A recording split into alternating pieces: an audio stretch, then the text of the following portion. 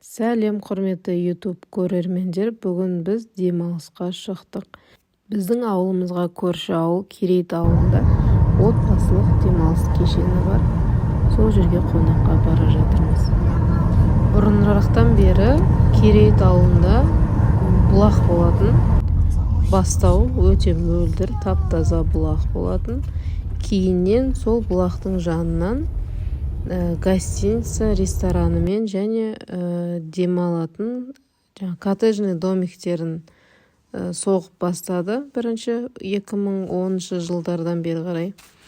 Кейінірек үлкен аквапаркын ашып, барлығын бірге Family Resort отбасылық демалыс кешені деп атаған. Бұның ішінде үлкен аквапарк бар. Бірінші салынған гостиницасы және оның жанында коттеджный домиктері бар. Сосын гостиницаның астында рестораны бар. Ресторанның жанында кішірек бассейні бар. Аквапарктың ішінен бөлек. Және бұрынырақта форелевое хозяйство ашқан болатын. Форель асырайтын. Қазір де бұл керек.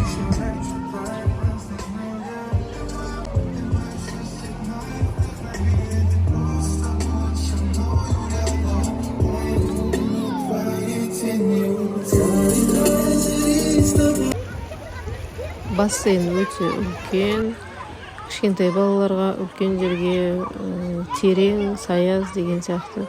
Сосын тапшандары, отыратын тапшандары өте көп.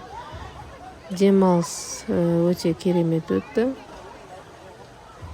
Сәйкесінше адамдар да өте көп болады. Шымкент қаласынан осы жан-жақтан келетіндер бар. Шымкент қаласынан 1 сағаттай жол. Таңнан кешке дейін бір күн демалып қайтатын өте керемет жер.